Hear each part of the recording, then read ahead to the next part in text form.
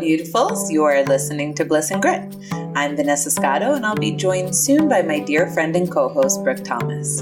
On the show, we're talking about being on the embodied spiritual path. And what does that actually mean? What is a real evolution of our lives? How do we ultimately embrace everything? All the beauty and crazy, the joys and the messes, the bliss and the grit that is a human life. This week is what we call a Dear Bliss and Grit episode. We'll be exploring the subtle edges of relationships as we answer a listener's question on love. One of the major themes of the conversation being, how do we cope in a relationship when our partner's difficult circumstances prevent our needs from being met? Do we wait things out and hope for improvement? Or do we give up on a relationship even though we value the person in our lives? Anytime we get into the topic of relationship and love, we have so much to say, not just about this question, but about all the different nuances that go into us learning how to show up and meet someone in intimacy. If you're enjoying the show, we'd be delighted if you left a review on iTunes or our Facebook page, which is Bliss and Grit. It helps people find us, and that's such a delight for us. You can also head over to blissandgrit.com and subscribe to hear updates on any events we may have in the near future. And you can email us at dear@blissandgrit.com if you have questions or suggestions you want to send our way. One last note before we head into the talk. Brooke and I can sometimes have potty mouths, so if there are kids around, you may want to pop in some headphones. Okay, here we go. Hello, Brooke. Hello, gorgeous. All right. Well, today we're back from a little bit of a break. And I thought it'd be fun for us to actually dive into a question we got over the last couple of weeks from one of our listeners. And it's actually a relationship question, which is maybe I would say the vast majority of kind of questions we get are in relationship, which is fair, right? I mean, most of what we're going through is in relation to people, in some extent. So let me not belabor the intro and just go ahead and start reading it, and we'll see what arises. So she says, I'm writing because I'm in a very tough situation in my relationship. My boyfriend's going through a divorce from a narcissistic borderline personality. He's very weak because of the torture and punishment she's trying to inflict on him for leaving her. They have a child together and he loves his little boy. I'm trying to be supportive, but he's drowning. I know my needs are not being met at this time, but I feel like it's due to the circumstances. I love him very much, but I'm at a crossroads and I'm afraid to move on because I'm crazy about him. But I also know there's a lot I'm sacrificing and not receiving. I guess my question is, when you love someone, do you abandon them when they're suffering and fighting an unfair battle, knowing it will pass and eventually his divorce will come to an end? Or do I move on and wish him well on his journey? He's shown me so much love and affection. It's hard to walk away from that, regardless of how hard things are right now. That's a hard one. It is, right? Yeah. I mean, our relationships are it's the places where all this stuff comes up in the most real and tangible way. And so I guess the first thing I want to say for sure, just to kind of set the frame is we don't know. You know, it's like we're definitely not living your circumstance. We can't know all the nuance, and we're not, oracles of any kind. But we've also lived a lot, and we can go with what we have on the question. Because everything that we point to is not necessarily like, this is the answer. This is the way. We know, you don't know, so we're handing it over to you. It's more that we're all on a path of trying to learn how to discern what's best for us, what fits, what doesn't fit. And that sounds so straightforward. And sometimes I think maybe it even sounds super simplistic, but then when we really engage with it, particularly in these very hard situations where we don't know which way to go and there's a lot of love involved and confusion and stressors, we find that it's actually very, very nuanced territory, and it's really big time warrior territory, to drop into all the different layers of nuance. And not to say that we need to make things complicated, right? Like that we need to process it all and we need to tease it all apart. We need to understand all the variables in that kind of way. I don't mean in that mental energy way.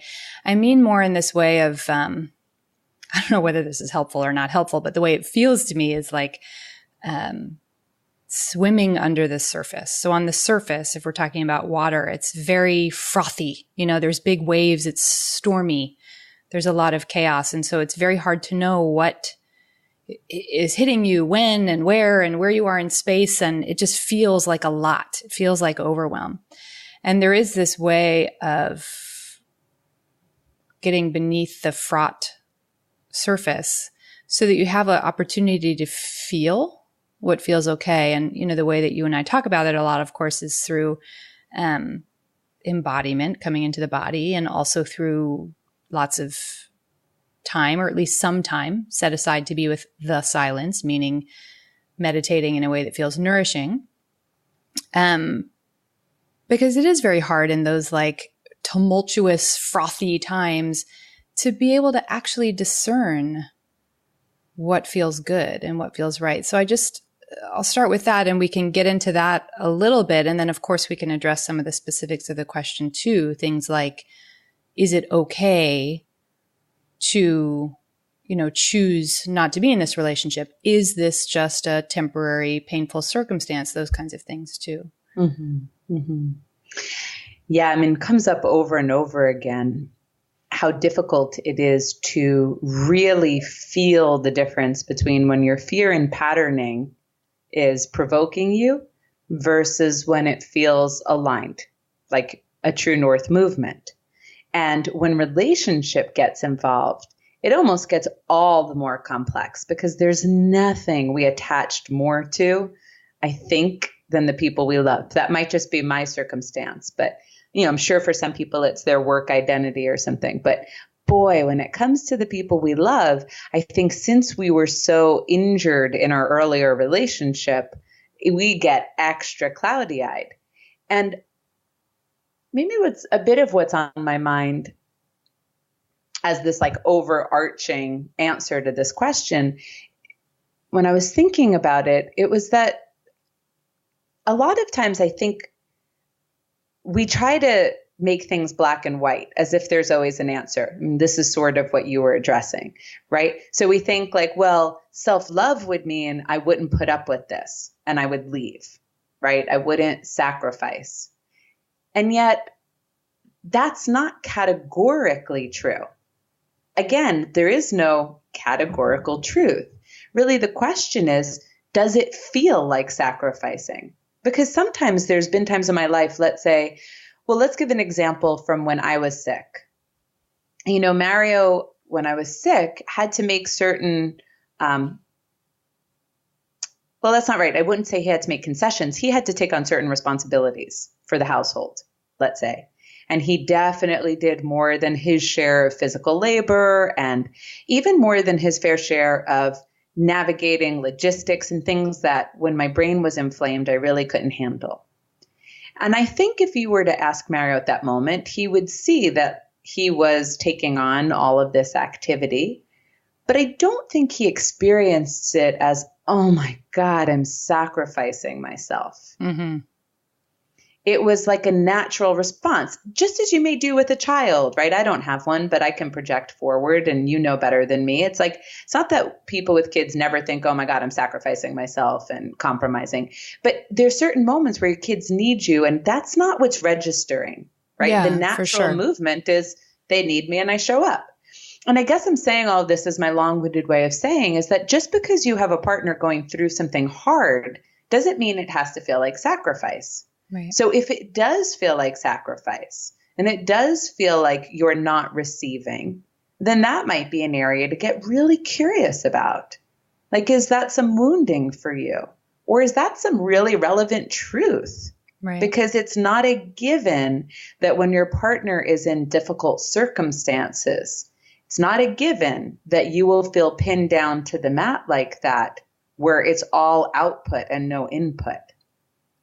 Yeah, because there are ways that you can, well, there's a myriad of different things going on. Like, so one of the underlying pain bodies that you're pointing to that may or may not be at play, again, we don't know, we're not living this situation, but something that may be at play is I have to sacrifice myself for love. That's how it goes. Sometimes life gets stressful, which we all know is true because we've all experienced that sometimes life gets stressful, sometimes to an extreme degree.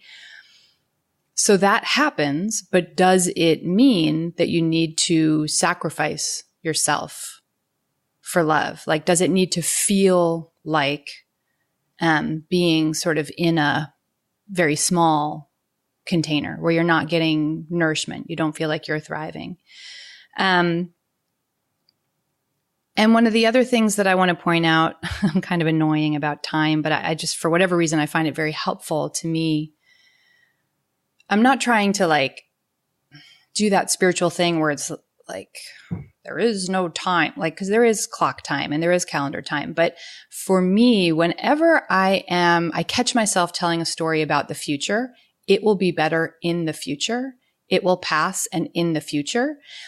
It just is an opportunity for me to notice, like, what do I think? What do I think is temporary here? Because we actually don't know. Like, we don't know how things play out. Life is infinitely surprising, and we're all just like with the mystery, you know? We don't know what's going to show up.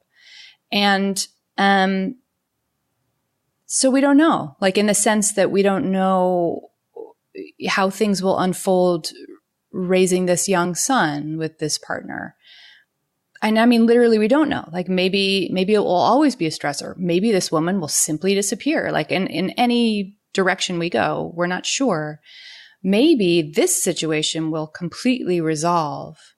And then there's some other stressor that shows up, and it feels quite related, sensation-wise, to how you felt when this other thing becomes past tense. So I don't know the future for myself, so I certainly don't know the future for anyone else.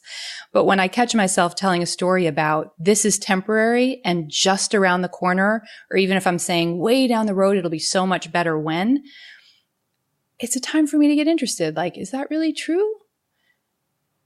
Because I don't know. We don't know how it's going to go. So all we get to deal with is like what's right here.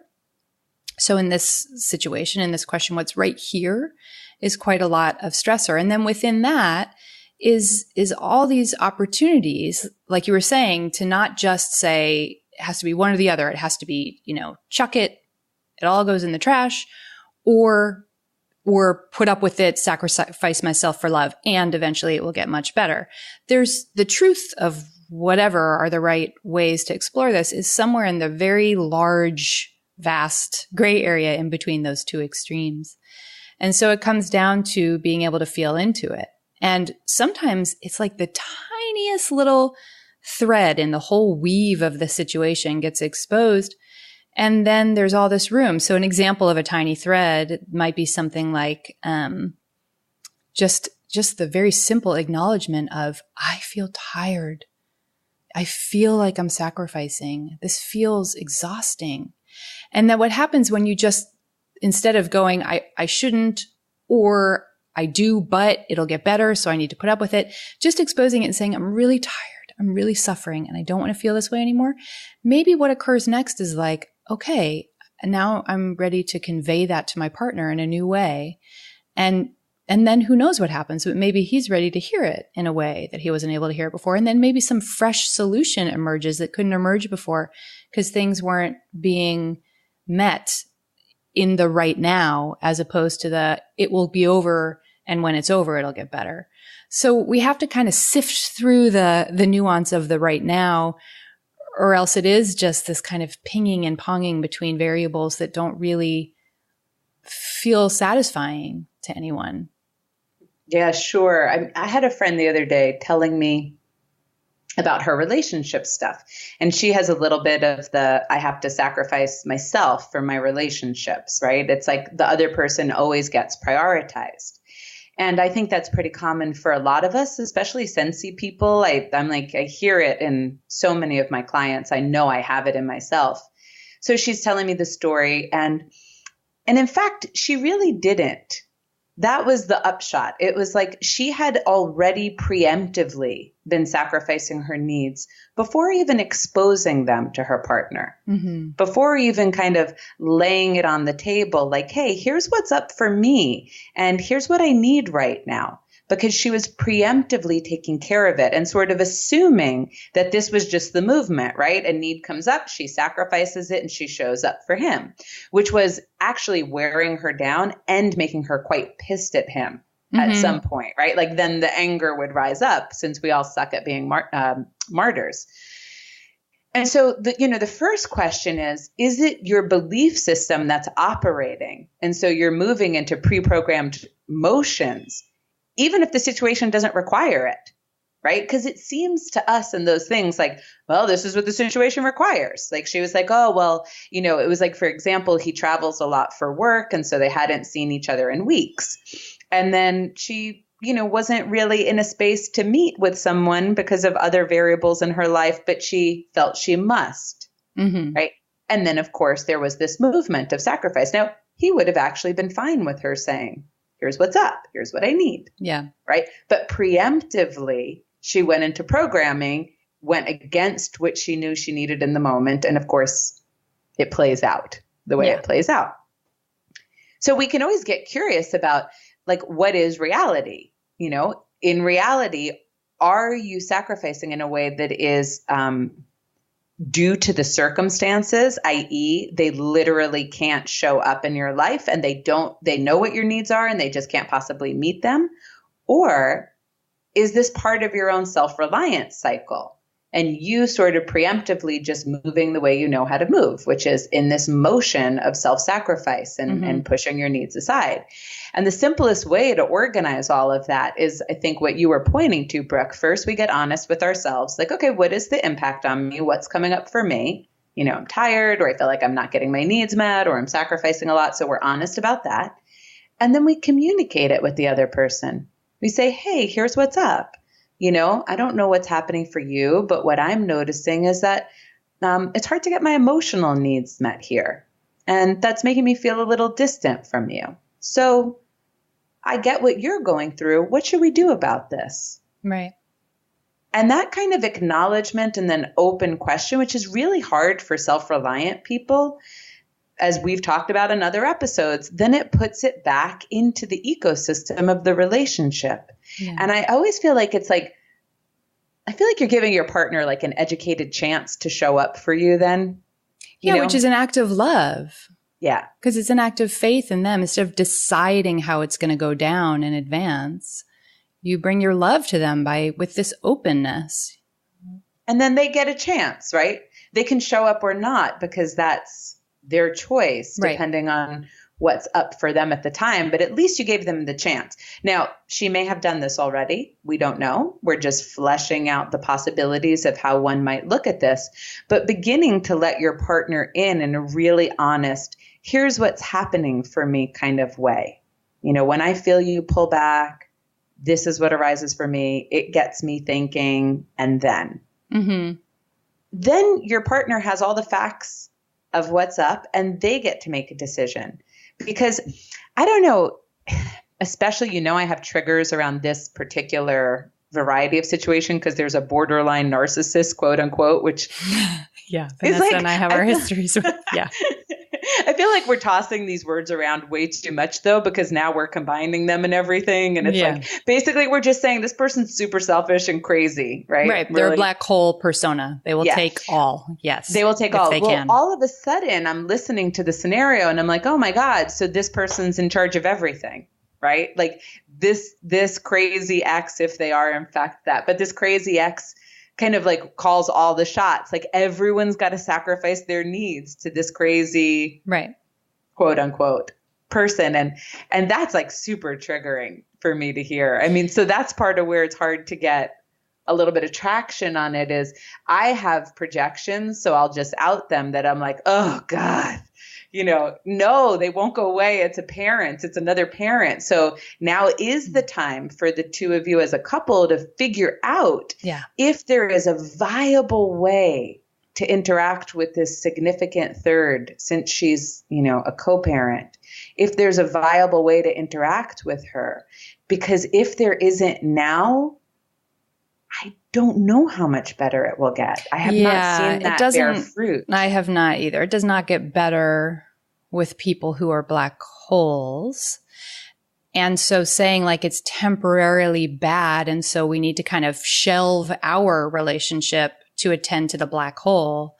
No, because like the black hole will just take all, if it can. So if this relationship is a viable relationship that both of you choose, you want to have go forward, now's the time to be collaborative and say, okay, there's this very challenging force outside of us that is not temporary. It's just not, if there's a child involved. And so what are the boundaries?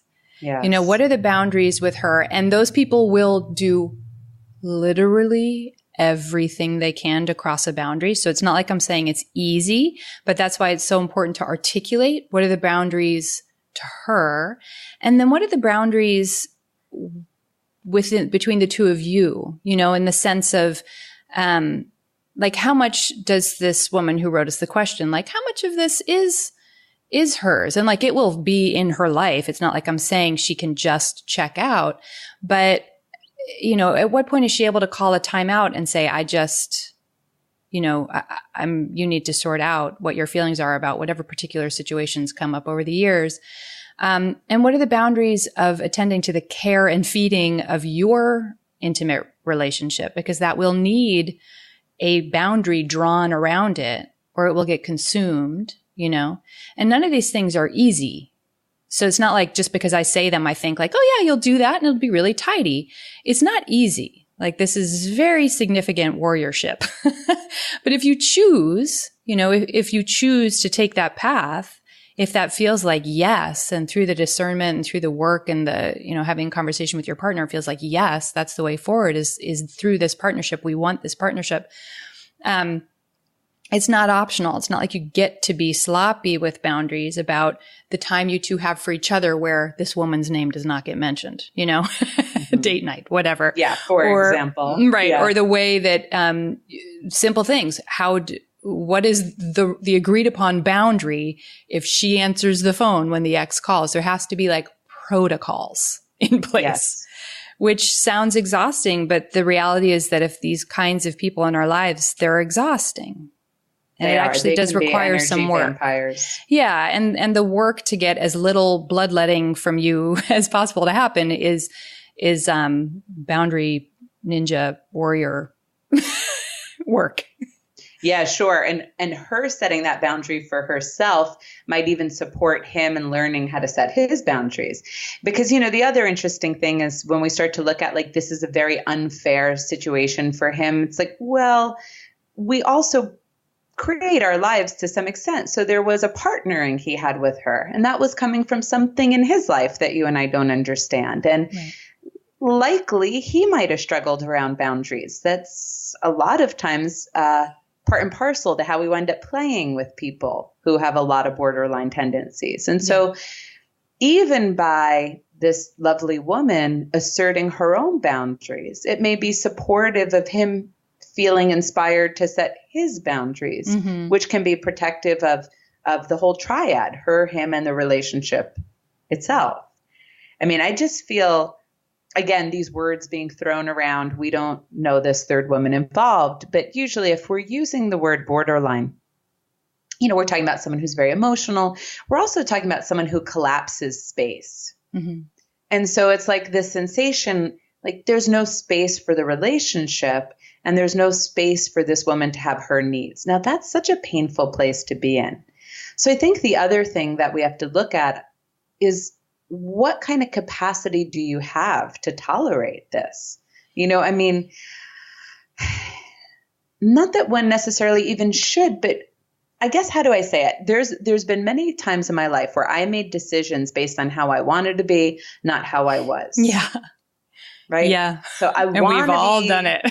Oh, a yeah. I million want to be times. this like super Zen woman and like I can handle anything. And like, I have all the love to give, no matter if you just spent the last 5 hours screaming to your ex and then came back completely like deflated and unplugged and disconnected. But like, I'm Mama Earth and you could just keep doing it. And I don't need anything. So no worries. Because I'm a super open spiritual person. Right. So it just goes right through.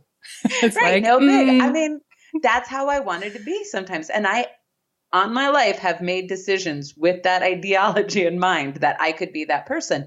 And then that gap between who I actually was and what actually I was capable of and how it actually was affecting me and triggering me and the person that I was imagining I could be was so huge. And I was being crushed under the weight of it. Yeah. Right. Because to be in relationship with reality is to be in direct experience with who you are and what is genuinely nourishing and what is genuinely life-killing for you. Mm-hmm. And that's where the nuance lies. It's like, can you, first, do you want to tolerate this? Obviously, that's what we were talking about before. But then the second question is, can you? Yeah. It makes me think about, so I partnered with a sociopath, which I talk about openly in the podcast. Fortunately, I did not have my son with him. My son was with a lovely man who I happily co-parent with, but I partnered with a sociopath after my marriage. And it's so funny because the thing that got me in, many things got me into that relationship, but one of them was I had this persona of the tough person who had survived a lot. Like I was a survivor. And I remember being like, this guy and everyone, his friends, his mother, people around me told me he's really hard. Like he's really a hard person to be with. He told me, I think the literal quote was like, people are like, I'm like a car driving fast and people are like bugs that splat on the windshield. Oh, Jesus Christ. I heard that and I thought, yeah, except not me. Yeah. Because I'm tough. Yeah. And I remember talking with you in early stages of the relationship. And it's like I was bleeding myself out so that I could believe in this persona of the tough person who had survived a lot. And you had said to me, like, you can choose this relationship. Of course you can choose this relationship, but just know that you're not choosing the easy path. And I remember, like, I can flash back to that moment when you told me, and I took a little bit of pause, but then I kind of railroaded right over it because my thought was like, well, yeah, but, who wants the easy path anyway? I'm tough. Like the I'm tough persona, and the reality is that, I'm actually really, really, really sensitive. Of course I am. Like I've always been a sensi since I was a young child. But one of my arm rings was I'm a survivor. I'm tough. And so that really, bashed up against that in a way that exposed who I really am, so ultimately a healing gift, but one that came at a great cost. So we want to catch these stories that we're telling ourselves about who we actually are versus who we actually are earlier than when we have to kind of have a wrecking ball go through the persona. It's easier if we can do it more gently. Nice. But the old God throws a pebble. Oh, I know. God throws a brick thing. And it's like, I feel until like God brings the wrecking ball in my life, I get a lot of bricks and wrecking balls and shit because we're very attached. We're attached to the people we love. We're attached to the outcomes we want. We're attached to our identities, as you said, like, but I have to be the tough one or I have to be the giving one. And we're even attached to ideas like love will save the day. Like as long as we love enough, baked into part of this question was, do I abandon him?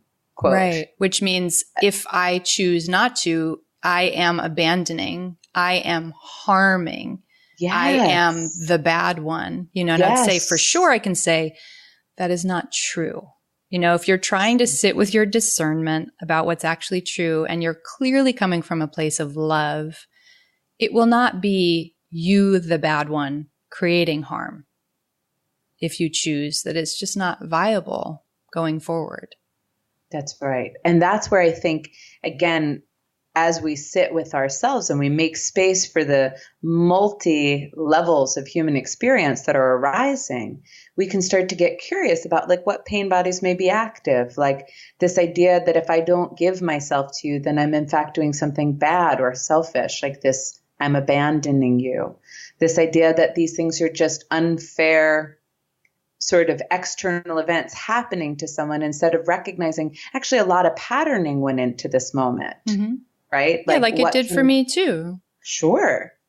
And yes, you're patterning. You just pointed to some of it. Yeah. So it's like, it's not to say he's a bad guy who fucked up his life. Like, you know, we all have patterns. And then sometimes the perfect sort of inciting material comes for us to push those things up through the soil. And so, you know, as somebody's maybe pondering to leave, let's say, I think one of the helpful things to unpack is just the idea that like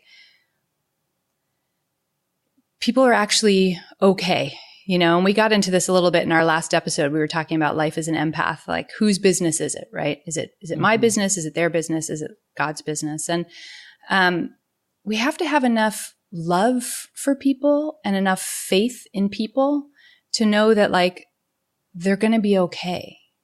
That we don't need to, and also that we can't carry their burden for them. We can't live out their lives for them, and that it's not a particularly loving assumption to make. Now, I'm not saying that people don't suffer mightily. You know, I have suffered mightily with a very unwell partner. Like, I get it. It's really hard. But there's something, like there was something for me. There were a lot of things for me baked into that brought me home to a profound coming to God, you know, which I just couldn't see before for me until like I had been bashed against the rocks. And so it's not like I would wish that on anyone. And if I had a time machine, I'd probably still go back and like not do it, you know, quite frankly, if I could program that into things. But what I know from the fact that it did happen is that life was actually taking really good care of me, because it was time for me to stop sleepwalking. Like I was sleepwalking in ways through my life that were painful. And the wake up call of that has brought me so much fruit. It's not worth, you know, getting into here because that's about me, but like, oh my God, so much goodness through hard healing. But nobody could have done that for me. Nobody could have shouldered that burden for me. Like it was mine because it came into my life. And so it's in his life, it's his for some reason that we don't know. And if this woman chooses to stay in the partnership, it's hers too, in a different way. You know, it's whatever it is for her, which is also fine, you know, but it's rich compost, you know, like it's something to help things grow for each of them. But if the choice is not to stay, it's not that you've abandoned. It's not that you've failed. It's not that he's doomed. It's none of those things. Sure, because we have to follow what's true. And I don't know, I had a lot of belief systems around like love will save the day, like kind of in the sense of if you just love someone enough. And that's not exactly right. In a way, it's more just people have to be ripe, right? So it's like you can't save him from this situation and just, you know, love him through it. We know that. I mean, you could love him through it, but you're not going to change it for him. He has to interact with it on his path in whatever way he can, whatever's ripe and available to him.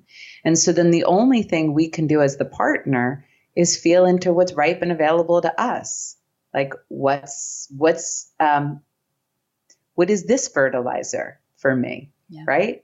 We only get to take care of our side of the street, you know? Yeah. Whether we like it or not. What's rich, right? What is this inviting you towards? This could be a wonderful opportunity to set boundaries in the relationship or outside of it. That's neither here nor there. That's not something I know. Right. I mean, I guess at the end of the day, part of what I wanted to drive home is that being true to yourself and having some boundaries is a very creative process. And so it does not as you had pointed out before, just look like I leave or I stay. That kind of dualistic thinking, I believe, creates a lot of distress for us. And it's a product of fear, actually, to divide something into two options only. There's a ton of creative options in the middle. Maybe you all can take a break. Maybe it's about boundary setting on his side. Maybe there's couples therapy support. Maybe it's about how many times a week you were staying over and listening to their phone calls, and maybe that needs to not happen. There's so many possibilities on the spectrum of stay or go that it's not just about like, well, if I'm an empowered woman, I can't possibly sacrifice for love, and so I have to leave. Otherwise, I'm just silly. Or love is everything and you can't abandon someone in their time of strife. And when you find someone good, you should like cling with all your might. Both of those are just ideas. Right. They're just concepts. And then in between concepts is reality. Like, what is really getting to you about this? Like, what is the micro movements that are pushing up against painful places for you? What is feeling in reality unacceptable? Then how can you communicate that with your partner? Do you have space for that? Can you both share that and put your facts on the table? And then make room for the creative third possibility to come through, if that's what's up. Yeah. And it's the place that love comes from too, like what you're describing, this creative process with acknowledging and meeting reality. Like that's what's loving. It's not loving to pretend that it will get better. It's not loving to pretend that you have to feel totally drained. It's not loving to project on him how he is dealing with it or how he should be. Like it's about this, like coming home to what's actually going on. What do I actually feel about it? What do I actually want and need? And how does it get communicated? Like that's where, one of the other possibilities here is that quite a lot of deep love comes out of this. And you can love someone profoundly and not stay in relationship with them. Mm-hmm. You can really, it's not about, well, if I love this person, then I have to stay. Because that's the scarcity story, right? Of like, well, this is love and that doesn't come very often, or I've never experienced that much before, or without this, I'd be totally alone. Like you can love someone very deeply and not stay. And I would say whatever the reality is of the situation, once this gets discussed and digested and it unfolds over time and with nuance, it will be born of love because you're willing to look at reality. Like whatever the outcome is, it will serve. You know what I mean? I was just talking about idiot compassion the other day with someone, and it's like bringing it up for me. Just the sense that we don't serve people by just aligning with their pain and with their stories. And I'm not even saying this is happening for you. So let's go off script so that our listener doesn't feel like I'm addressing her, because I really don't know their circumstances. But this just seemed relevant and important to me.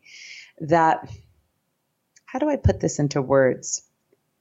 There's something I'm trying to articulate, and I'm going to struggle a little bit. Feelings are great. And we have to follow our feelings, and they're like these beautiful little threads that can lead us deeper into the constriction and deeper into the belief system. But at a certain point, too, we can find ourselves like all trusting a certain emotion and a certain storyline that goes along with it as if it's a fact. Yeah. And that can happen at the detriment of the people involved. So again, pretend I'm not talking to our listener, but I do want to just use this example. This unfair thing that's happening to him where this woman's tossing him about. If I just align with that, like, oh yeah, that is happening to you. Oh my God, you poor thing. There's nothing you can do about it. Like, you're such a victim of your circumstances. That's idiot compassion. Right. Right. And it actually can just take us like deeper into a hole, where everyone is spinning in this particular version of reality where you feel powerless against this force that's coming from outside of you that is forcing you into drama or chaos. And there's another way to do it where you can recognize that, like, yes, this is factually disturbing. Yes, maybe there's a lot of phone calls or a lot of name calling, or usually in these cases, sadly, people are putting children in the middle, and it's such a shit show, and it's so hurtful. But idiot compassion is to align with their pain. And this is a Buddhist term. Some of you listening may know it already. I'm not just judging somebody by calling them an idiot for compassion. I should have defined that. It's a Buddhist term for when we just align with someone's pain in a way that's enabling. So I think it's why earlier I was kind of pointing to these things arise out of our patterns as well. It's a lot more empowering for the two people involved to start to look at, okay, well, what about our patterns invited this in, and how do we shift them? Like, where's healing and where's truth from this non-narrative point of view, this like non-emotional vacuum point of view? Because I feel like, especially when we're using the term borderline, we're talking about high emotional intensity. And when there's high emotional intensity, it's very easy for everyone to get emotional. Yeah. And like everything to feel really chaotic and murky and dramatic, and to kind of sit through and recognize, yes, when you have a child with someone who's unhealthy, there is a certain bit where you're, I think at their mercy is probably the wrong words, but where you can feel that way because you have a precious other that they might be manipulating. And yet at the same time, you're not a victim of circumstance, that there is a way that you can still find your true north. Every situation in life has a workable level. Like everything has something workable. It doesn't mean idyllic. It doesn't mean perfect exactly as we would define it when we're in those moments, but it's all workable. And if we can start to align from that position of strength, like, okay, well, what's workable? And what's the opportunity? And what's the invitation here? And like, how did we create these patterns? And then what is this triggering in us? And what can we shift so that we're not triggered, or so that we see more clearly? Because maybe our triggers are making it feel like an impossible scenario. And in fact, if we weren't in an emotional knots, we would see that, hey, this is where I need to draw my line, or these are the steps I need to take. So I guess what I'm getting at is, as much as we may talk about feelings or emotions, in cases like this, we also have to start to have this kind of like level head, like, okay, here's all the facts on the table. You went through this in your childhood. I went through this in my childhood. This person arose in your life because it's like this, and mine too. Right. Great. She has access to your child. Now what do we do? Right. Right? Right. Because like, this is what's unworkable also on the table. Like feeling like our relationship is dying on the vine, feeling like I'm exhausted, all those things. Yeah. You got to just get super practical. You got to get a little practical. And I don't know, this is probably like, I hope this is making some sense, because it's like kind of born out of my revelation I had a couple of weeks ago where I'm like, oh my God, all of my belief systems are lies. And I've been like living them as if they're real.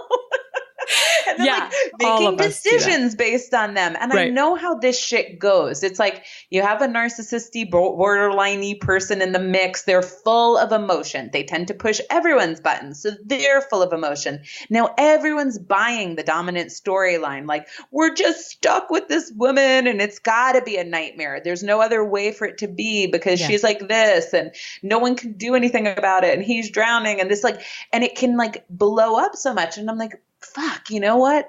All odds are there's a lot of beliefs in here that are just distortions and lies. Yeah. Right. Unconscious, of course. No one's to blame. But like that in this mix of all these people involved, I know for a fact there are belief distortions, because that's the human journey. Yeah. Because whenever there's the stressful, punishing stuff in our lives, there are belief distortions at play. That's what's happening. Yes. Lest we keep following the emotional breadcrumb trail, like into these like really swirly, whirly places. Like take a breath, get really practical. I mean, I do this with my clients. I don't know if you do the same thing, but like sometimes I'm just like, okay, like let's just sort it out. Like here's what's up. Yeah, you got to sift through. Right. Data points. Right? Like really neutrally. And what I ask them to do is I'm like, step outside of yourself for a second. Like stand with me and let's you and me stand by my side and let's look at this. Like, and here's just the facts. Like, given that you've been through X, Y, and Z, and like, given that this, can you see why this is happening? And yes, yes, yes. And we can both get like really neutral. And then that can give us some traction to enter into that spacious bit of clarity we want in order to be able to discern.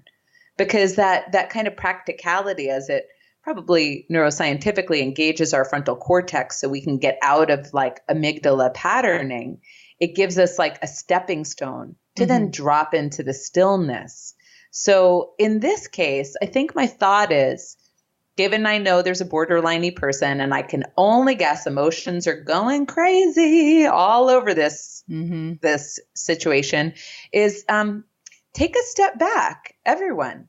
Like you and he even maybe together, if that's available to the two of you, I don't know, and get really practical. Like, what are the facts on the table? Like, what exactly is happening? What are your needs? What are his? What are the child's? Like, what's actually happening? And then see if this wonderful creative solution arises. Because guess what? There are win-wins in life. Yeah. Yeah, there are. And it's an art, like you said. It's not some perfect blueprint. It will unfold over time. There will be experimenting with one particular idea and it will either sink or swim. So give yourself permission to do it imperfectly and to figure out the nuance of like feeling into one solution, trying it out and seeing. And then you can always come back to the table, and put out the facts. Okay, we tried this. It went like this. This is how it felt to me. This is how it felt to you. So it evolves over time. It's not like there's ever a moment where something gets tied up with a perfect bow, because as long as we're alive and life keeps unfolding. But the more practice we have with discerning these things and not caving to idiot compassion and just feeling for what are the workable threads that we can follow here, the more that will get strengthened and the more workability over time will present itself. And then life gets to actually clean up and start to take a different route. Yeah, I hope we did this justice. I think the last thing I just want to say as we wrap up right now is whenever these things are happening, there can often be a lot of emotion and pain and confusion in the mix. So one of the best things you could do is self-care. Yeah.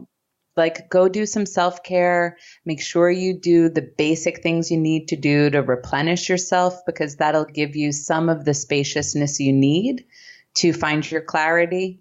Because the more kind of run down or burnt out or wiped we are, the harder it is to hear well. Yeah. So, just take really good care of yourself and let's see what unfolds.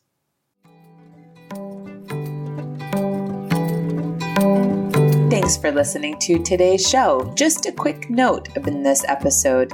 Our listener phrased that her partner was involved with someone who was quote unquote narcissistic borderline personality. And we addressed it in the way that it's mostly used in our common parlance in our culture, which narcissist often equals selfish in the way we throw it around, and borderline often equals emotional and someone who doesn't have good boundaries in the way that we throw it around. And we just want to make this note that we're not talking about these clinical diagnoses, which actually have a lot to them, and also never forgetting that these are just real humans, no matter what the circumstance. And many of them are great people who are just also navigating a lot.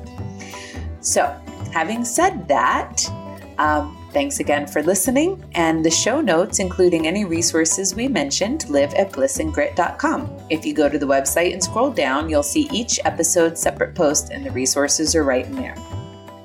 You can also come hang with us on social media. Instagram and Facebook are where we're most readily available, and we're Bliss and Grit at both of those spots. if you want to support us, we'd love it if you wrote a review on iTunes, Stitcher, or on our Facebook page. We also have a new subscribe form on the website if you want to come over and sign up to stay in touch with all the goodies we have coming up for the community. It's been so beautiful hearing from so many of you, and when you write these reviews, it helps other people find the show, which is extremely cool for us. So a huge gratitude to all of you who have already taken a moment to do that. And I just wanted to share one review from Marika over on Facebook. I've listened to Brooke's podcasts, and when she and Vanessa started this one, I knew it was going to be a good one. I love open, exploring, gritty conversations between these two sensitive women. The relevance and resonance of the conversations in my own life and journey are profound. So deep gratitude to you both. I've recommended this to my friends and clients and will continue to do so. As a sensitive myself, your podcasts are so fruitful to my growth. Personally, I love the free use of language. I do the same when I get passionate about something. That's so sweet. Thank you so much for that, Marika, and thanks to all of you who've reviewed us and just to all of you who are listening. It's such a treat for us. We'll be back next week.